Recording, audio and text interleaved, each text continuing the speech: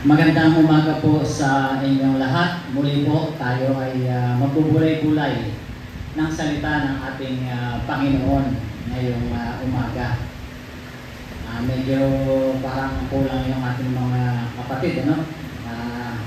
Baka na-late yung iba or for some reason napaaga. So sabi nga ng mahal na surprise, last week is 9 o'clock yung ating gawain. Pero okay lang naman po yun. Minsan acclimatization yun eh. Sinasanay natin yung ating katawan muna. Pero syempre, pagdating sa Panginoon, alam naman natin na siya ang pinaglilingkuran natin. Hindi naman yung pastor, hindi naman yung mga church leader, at hindi naman yung mismo yung ating bahay-sambahan. Ano? So, salamat po sa ating mga kapatid na dito ngayon. At meron tayong simpleng pag-aaralan ngayon na siguro maunawaan natin kung ano ba yung ibig sabihin ng the love of God. So, napakaraming talata, napakaraming verse ang pwede natin mabasa patungkol dito. Pero may kinuha akong verse na matatagpuan po natin dito sa Romans chapter 8 verses 38 to 39. Tayo pong tumayo lahat at samahan po ninyo akong basahin ang talatang ito. Ang sabi po rito sa Romans chapter 8 verses 38 to 39, sapagkat natitiyak kong walang makapaghiwalay sa atin sa kanyang pag-ibig, kahit ang kamatayan o ang buhay, ang mga anghel o ang mga pamunuan at mga kapangyarihan, ang kasalukuyan o ang hinaharap. Patuloy ko pong babasahin. Ang kataasan o ang kalaliman o ang alinmang nilalang ay hindi makapaghihiwalay sa atin sa pag-ibig ng Diyos na pinagkaloob sa atin sa pamamagitan ni Kristo Jesus na ating Panginoon. Tayo po pansamantala lumuhod at tayo po ay manalangin. Maraming salamat po, O Diyos, sa inyong salita na amin pong binasa. Salamat po, Panginoon, dahil alam namin, Panginoon, ang salita mo ang siyang magbabago sa aming buhay. Salamat, Panginoon, sa aming mga kapatiran nandito ngayon. Pagpalain mo ang bawat isa na maunawaan namin pare-pareho, Panginoon, ang salitang aming pagbubulay-bulayan ngayong umaga.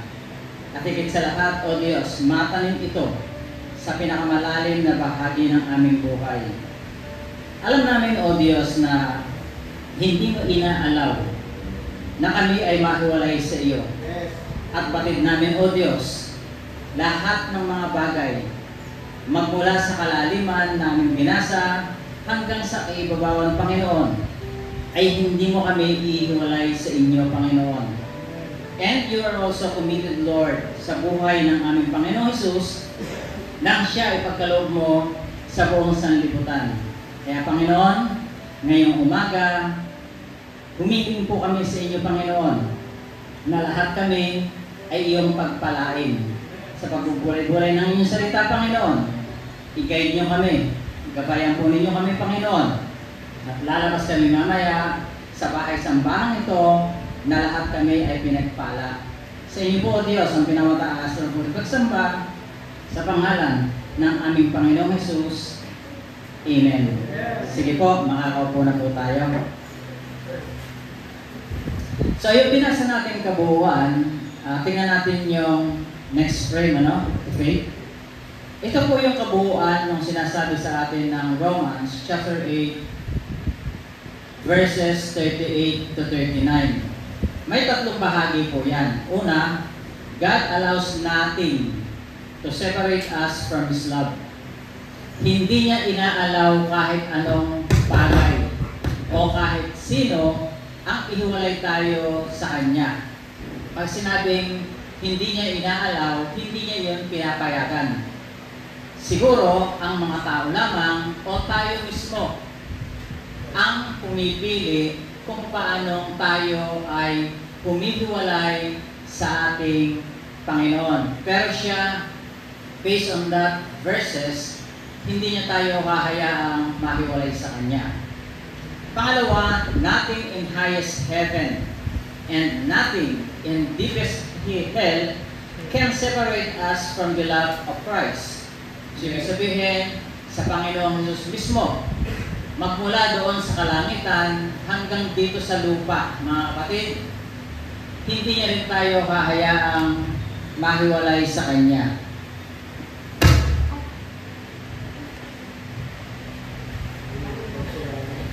Praise, praise. Praise, praise. Praise, praise. Praise. Maraming salamat, Tererio. Iyon ang sinasabi ngayon sa atin. Ang Diyos man natin, ang Panginoong Jesus man, ay hindi niya tayo hahayaan daw. And God has committed His Son. And His Spirit and His attribute of omnipotence, yung kanyang buong kapangyarihan and love, to ensure that every promise He has made will be fulfilled. Lahat ng pangako doon sa verse na binasa natin, mga kapatid, ay mangyayari sapagkat iyon mismo ang kalooban ng ating Panginoon. Una, okay? Ano ba yung mga bagay na ginawa na sa atin ng ating Diyos?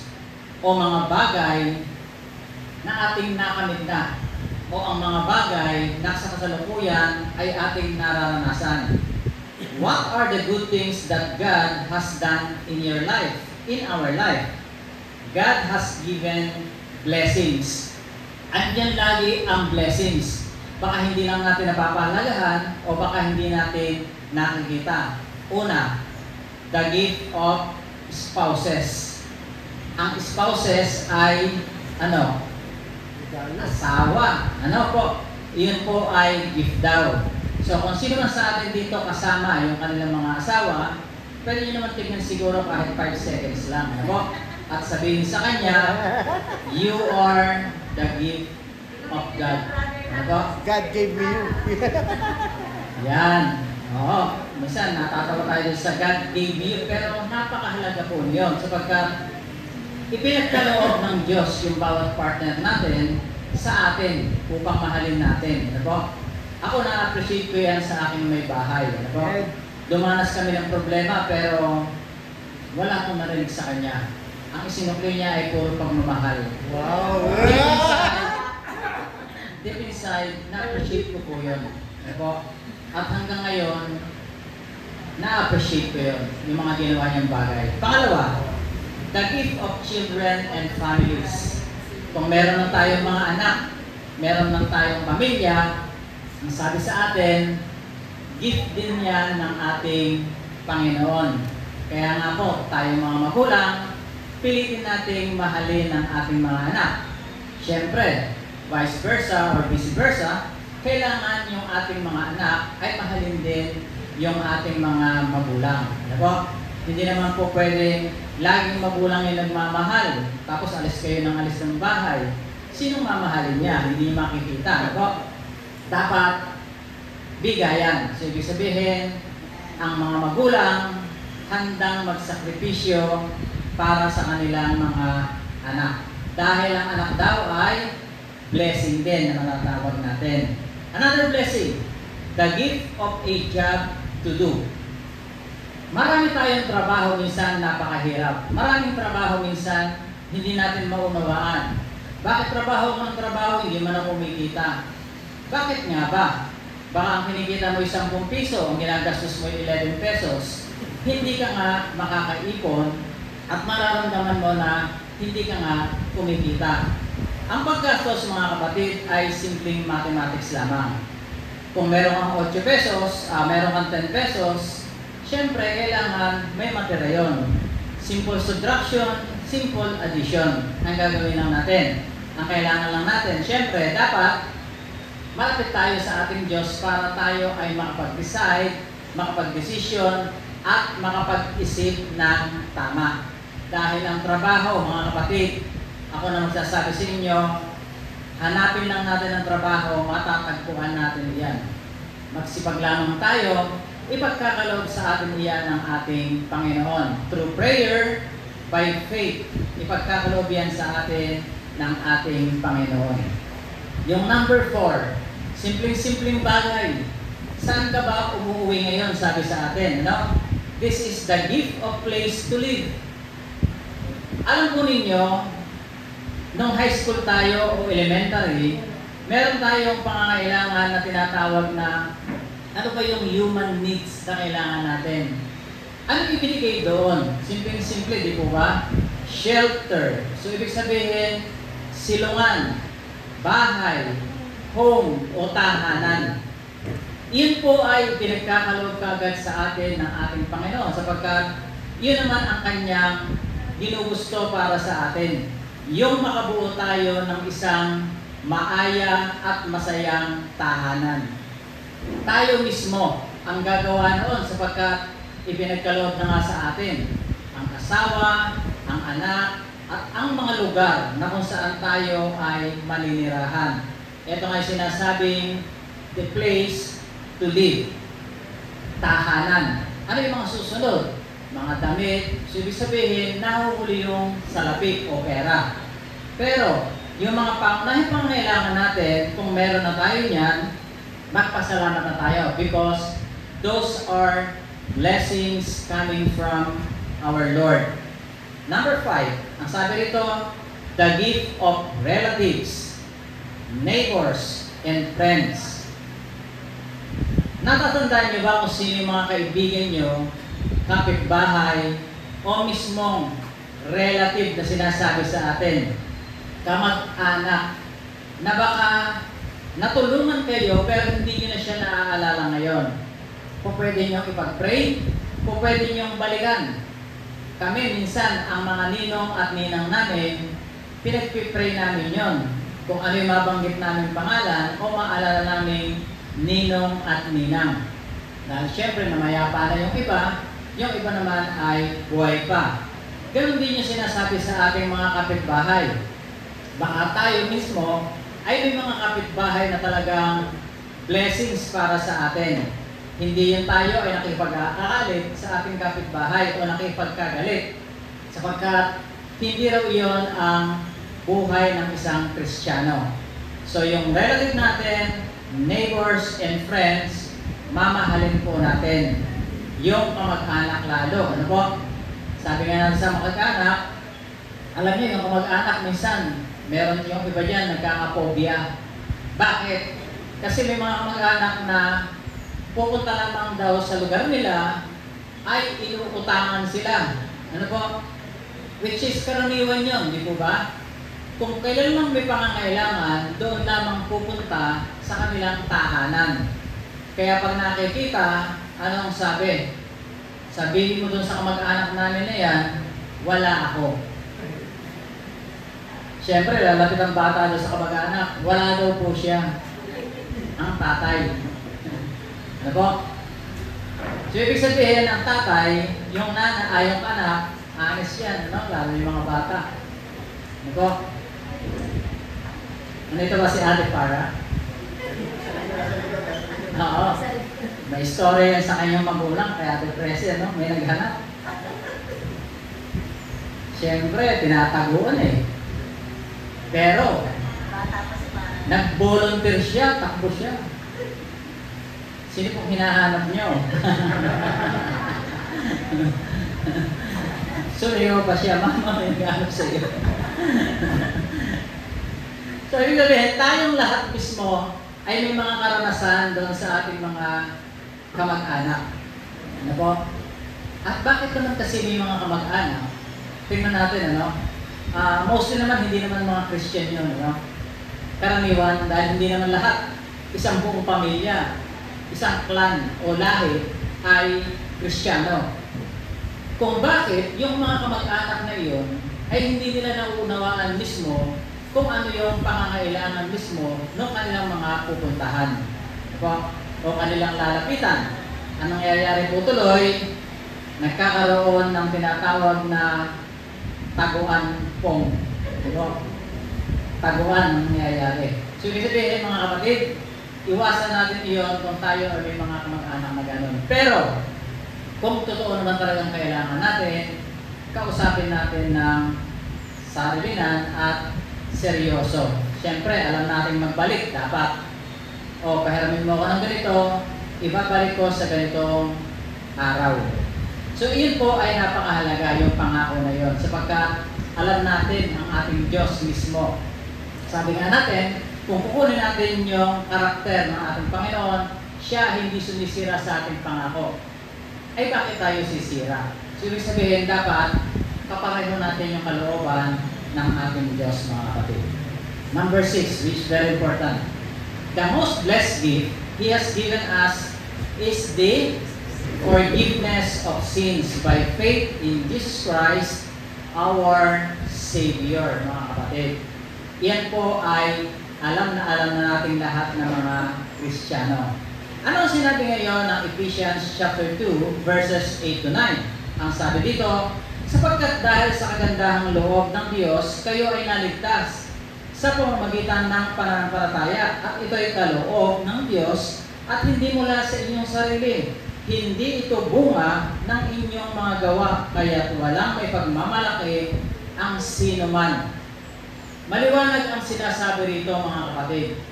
Anumang bagay yung nasa atin, anumang kasalanan meron tayo, yung magiging kasalanan mo, naging kasalanan mong nakaraan, ngayon, at kasalanan sa kinabukasan, kapatid, huwag mo na intindihin yan.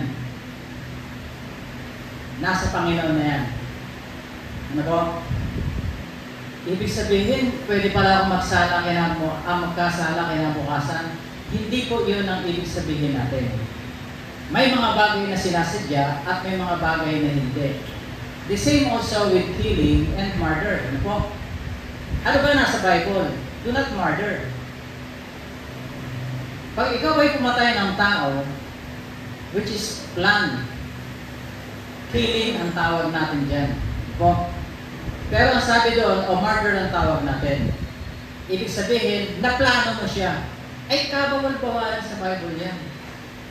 Pero yung sinasabing killing, po pwede rin maging self-defense yan. Po pwedeng ano pa? Sa war. Ano po? Kung mapatay sila dahil kailangan ipagtanggol mismo yung kasarinlan ng Pilipinas. So magkakaiba yan, mga kapatid. Kung maunawaan natin mismo, ang sinabi doon sa Ten Commandments, do not murder. Pero kung pinilano mo yan, may mga sketches ka pa, dito ako dadaan, titirahin ko to, kailangan to riding in tandem, murder po yun. Iyon po yung binabawal at kabawal-bawalan ng ating Panginoon. Because that is a law, mga kapatid. Ano po? Huwag natin gawin sa kapwa yun. At yun nga po ay pinag-isa na doon sa utos ng ating Panginoon. Bakit natin kailangan gawin iyon? Bakit natin kailangan sumunod sa ating Panginoon? Bakit natin kailangan alamin kung ano yung mga meaning ng bawat bagay na makikita natin patungkol sa pagmamahal ng ating Panginoon? Anong sinabi ng James 4:14? Ang sabi rito, hindi nga ninyo alam kung ano ang mangyayari sa inyo sa araw ng bukas. Ito po yan. Ang buhay ninyo ay parang usok lamang, sandaling lumilitaw at agad nawawala. Na po? Ganon ikinumpara ng Apostle James sa salita ng ating Panginoon yung mga bagay na kung anong meron tayo. So, ibig sabihin, panandalian lamang lahat yan, mga kapatid. Kaya nga sabi sa atin, unawain natin pilit yung mga bagay na dapat nauunawaan natin patungkol doon sa kung paano tayong minahal ng ating Panginoon. Pangalawa, what is the meaning of love of God? May simpleng definition ang pag-ibig ng Panginoon. Una, 1 John 4:19. Anong sabi rito? Tayo'y umiibig sapagkat ang Diyos ang unang umibig sa atin. Nung tayo ay minahal ng ating Diyos, ng ating Panginoong Hesus mismo, doon pa lamang tayo natutong umibig. Alam po ninyo, yung bagay na sinasabing nagkatawang tao at bakit tinawag ng Panginoong Jesus mismo ay Diyos? Simpleng bagay iyon, pero hindi maunawaan ng tao. Anong ibig ko sabihin, mga kapatid? Nakilala natin ang Panginoong Jesus base doon sa ginawa ng Ama. At nakilala natin ang Ama sa pamamagitan ng ating Panginoong Jesus. Kung ang Panginoong Jesus mismo ay hindi natin nakilala, hindi natin kilala ang Diyos, mga kapatid. Kaya nga sinabi, ang Panginoong Jesus daw mismo, ang Diyos na nagkatawang tao. Totoo po yun. Dahil unang-una, sa Kanya tayo nakaunawa, sa Kanya tayo naniniwala, at sa Kanya tayo sumusunod mismo upang ang Diyos mismo na sinasabi mismo ng Bible ay matutunan natin at malaman natin na mayroong Diyos na umiiral nung panahong wala pang alam ang tao sa pamamagitan ng ating Panginoong Jesus. Biro po ninyo, napakagandang pagkakataon na nakilala natin ang ating Panginoong Jesus. Dahil tayo nga, sabi nga natin, natuto tayong umibig dahil mismo ang Diyos ang unang umibig sa atin. Ibinigay Ano po? O sige, lahat ng kasalanan mo, ako nang bahala. Hindi niya in-spare ng kanyang anak.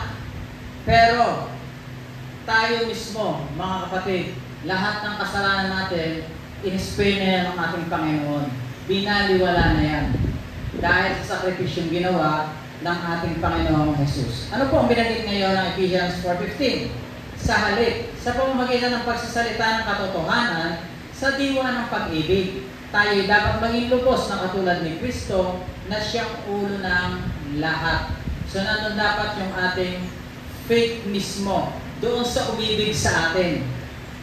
God's goodness represents everything that God is, that God has, and that God desires for us to experience. Ito yung mga bagay daw na lahat ng bagay na meron ang ating Panginoon at kung sino siya mismo at yung kalooban niya mismo ay gusto niyang iparanas sa ating lahat bilang mananampalataya ng ating Panginoon. Huwag na po tayong lalayo dyan. Ano po? Yung pananampalataya na yan, yun yung sinasabi sa atin na God's goodness or the love of God. Siyempre, marami naman tayong ibig sabihin ng love of God at marami pang talata. Pero, pumili lang tayo ng mga ilan-ilan. Sino yung magandang halimbawa sa Biblia na sinasabi sa atin lagi na nakaranas mismo ng pagmamahal daw ng ating Diyos? Kilala niyo ba si Joseph at saka si Ruth? Kilala po natin, ano po? Pero binigyan ko na lang ng konting definition para maunawaan natin. Ang ipinakita mismo ni Joseph, mga kapatid, ay forgiveness and compassion towards his brothers who had sold him into slavery. Biro niyo, napakahirap ng dinanas ni Joseph, pero pinakitaan pa rin niya ng forgiveness and compassion sa tulong mismo ng ating Panginoong Diyos. The same also with Ruth, mga kapatid. Ano po? Ang sabi rito, as a woman of great kindness and loyalty towards her mother-in-law, Naomi. Ibig sabihin, mga kapatid, si Ruth nasa kanya lahat ng pagkakataon. Pwede siya mag-asawa, pwede siyang umalis doon sa lugar na yon. Marami siyang naipon, marami siyang dadalhin. At si Ruth, hindi naman kapangitan, maganda yan, si Ruth. Pero, anong ginawa niya? Nag-stay siya doon sa kanyang biyanan kahit wala na yung kanyang asawa. So, ibig sabihin, pinagpala siya ng tuloy-tuloy ng ating Panginoon. At napakarami pa ang Bible character mismo, kung titignan natin, na napakaganda ng ginawa ng Panginoon. Like what? Like Moses, di ba? Anong si Moses? He is the man of patience, mga kapatid. Sino pa? Si Abraham, Noah, Elijah, Daniel, at napakarami pa. The same also with David, Job. Ano po? Napakaraming bagay. Pero sa atin, sino mga kamukha natin, mga kapatid? Siyempre, tayo ay dating masama, pero naging good daw tayo. Sa Bible din, mga kapatid, marami po niyan. Unang-una, sino? Si Paul. Ano ba? Ano si Paul, mga kapatid? Persecutor kaya ng Christian yan. So, ibig sabihin, from bad to good. The same also with us. Dahil na tinanggap natin ng ating Panginoon, from bad to good, ito yung mga kamukha natin. Sila Zacchaeus, mga kapatid, sila Miriam, Jonah, yung prodigal son na sinasabi sa atin. At yung ating mga makikita pa doon na karakter, like Cornelius, yung Philippian jailer, mga kapatid, ano? Nakita-kita natin kung paano na sila mismo ay galing doon sa walang kapanampalataya mismo sa ating Panginoong Jesus. Pero, nung sila ay nanampalataya, grabe ang ginawa ng mga taong ito. Sige, the faith. Number 3, at panghuli. What does it mean to be poor in spirit? Bakit nga ba tayo parang pakaramdam natin sa sarili natin, hindi tayo mahal ng Diyos? Kapatid, walang po pwede magsabi sa iyo, si pastor man, ako man, o mga church leader, hindi ka mahal ng Diyos. Mararamdaman ng tao, lalo na yung Kristiyano, kung siya ay hindi mahal ng Diyos. Because of this word, poor in spirit. Ang spirit mo ay nalulungkot, nalulumbay. Ano ang sabi ng Matthew 5:3? Pinagpala ang mga taong walang inaasahan kundi ang Diyos, sapagkat kabilang sila sa kaharian ng langit. Kapatid, isang palatandaan sa ating mga Kristiyano, pag hindi natin naaalala ang Diyos, pag hindi na natin kilala ang Diyos, at hindi na natin na-appreciate yung mga bagay na ginagawa niya sa atin, yung nakabili ka ng bagong underwear, yung nakabili ka ng bagong damit, nakabili ka ng bagong pantalon, bakit hindi mo i-appreciate ang Panginoon? Pag yan ay na-appreciate mo, kapatid, ibig sabihin, good in spirit yung nasa iyo. Pero kung basta sinuot mo lamang, ay ang galing ko magtrabaho kaya ako nakabili na ito. Ay, ang galing ko pumunta nga ako ng SM At nakita ko yung mga ibang kasamahan ko roon, kung ano lang pinagbibili, etong binili ko, talagang mga matitindi. Nawala na yung word na Diyos sa bibig natin. So, ibig sabihin mga kapatid, isa iyon sa palatandaan. Ano po? At doon mismo, yung pinakita nating blessings kanina, like yung ating family, relatives, etc., etc., pag hindi nyo na sila na-appreciate, kapatid, ibig sabihin, poor in spirit ka na. Yung pagmamahal ng Diyos ay lalayo raw sa atin. Matthew 6:24, walang aliping makapaglilingkod sa dalawang Panginoon, sapagkat kapuputan niya ang isa at iibigin ang ikalawa. Paglilingkuran ng tapat ang isa at hahamakan ang ikalawa. Hindi niyo maaaring paglingkuran ng pareho ang Diyos at ang kayamanan. Ito na mga kapatid na sinasabi natin. Pag tayo mismo ay nahumaling na bukod doon sa ating Panginoon at hindi na natin siya nasasambit sa buhay natin, maliwanag iyon, kapatid, na sign na iyon na ikaw ay malayo na sa ating Panginoon. Matthew 5:3. Ito yung English niya, no? Blessed are the poor in spirit, for theirs is the kingdom of heaven. Tingnan niyo mga kapatid, ano? Ito po yung beatitude kung papansinin natin. Bakit inilagay ng Panginoong Jesus mismo yung talata na ito? Blessed are the poor in spirit. Inuna niya yung poor in spirit. Yung nalulumbay na espiritu na nasa atin, inuna niya. For there is the kingdom of heaven. Ang gusto niya, i-bless niya yung beatitude na tinatawag natin. I-bless niya mismo ang tao na yan upang nang sa ganon, siya ay mapabilang sa kaharian ng langit. Jesus puts this beatitude first because humility or humbleness is the foundation of all other graces or a basic element and becoming a Christian. Okay? When Christian talks about God coming to live in their hearts, pag sinabi raw natin na naninirahan na sa akin ang Diyos sa puso ko, ibig sabihin, Holy Spirit yun, mga kapatid. Bakit? Because that Spirit in our heart is also the breath of God. Hihiningahan tayo ng Panginoon ng Kanyang Espiritu. At ang Espiritu na yan, na inihinga sa ating mga kapatid, ay siyang magbabago ng ating buhay. Siyang magbabantay sa atin. At higit sa lahat, mga kapatid, ang breath of God na sinasabi sa atin na yan, ay mismo, ang Diyos mismo, ay kasama natin sa ating buhay. John chapter 20, verses 21 to 22. Muling sinabi ni Jesus, sumayin niyo ang kapayapaan. Kung paano isinugo ako ng Ama, isinusugo ko rin kayo. Pagkatapos, sila'y hiningahan niya. At sinabi, tanggapin ninyo ang Espiritu Santo. Ang Panginoong Jesus mismo, ang Diyos natin mismo, ang nagbibigay ng banal na Espiritu. Hindi kung kahit sino. Ang Panginoong Jesus lamang.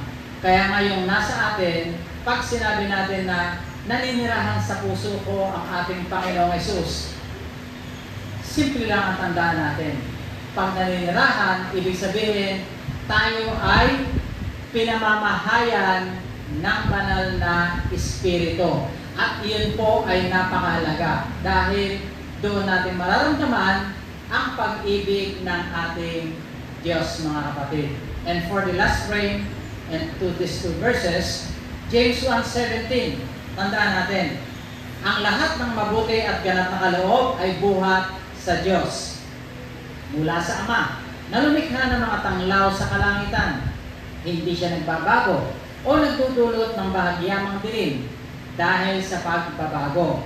1 John 4:9, inihayag ng Diyos ang kanyang pag-ibig sa atin nang isinugo niya sa mundo ang kanyang kaisa-isang anak upang magkaroon tayo ng buhay sa pamamagitan niya. Ibig sabihin, mga kapatid, uulitin natin, ang Panginoong Jesus natin ay Diyos. Wala tayong kikilalaning Diyos kung hindi natin nakilala ang ating Panginoong Jesus. The same also with God the Father. Ibinigay niya sa atin ang ating Panginoong Jesus nang sa ganon, makilala natin siya, makilala natin ang ating Panginoong Jesus. At higit sa lahat, yung kapatawaran ng ating mga kasalanan ay iginawad sa bawat isa. Lahat ng magiging kasalanan ng tao sa hinaharap, mga kapatid, ay kinuha na yan ng ating Panginoon. That is the principle of imputation. Ano po? Ibig sabihin, siya na. Ando ng hiwaga eh. Ando ng hiwaga. Ano bang kasalanan ng gawin ng tao? Siya na mismo ang umaako noon. Ano na ang gagawin natin? Sabi natin, i-appreciate natin ang pagmamahal ng Diyos. Tignan natin ang puso natin. Dapat ang Holy Spirit o yung banal na Espiritu mismo na nanirahan sa atin ay wag nating gawing malumbay o wag nating lulumbayin o palulungkutin, ano po, yung banal na Espiritu na nasa atin sa pamamagitan ng ano? Sa pamamagitan ng pagsunod sa ating Panginoong Jesus. Tayo po ay tumayo at tayo po ay manalangin.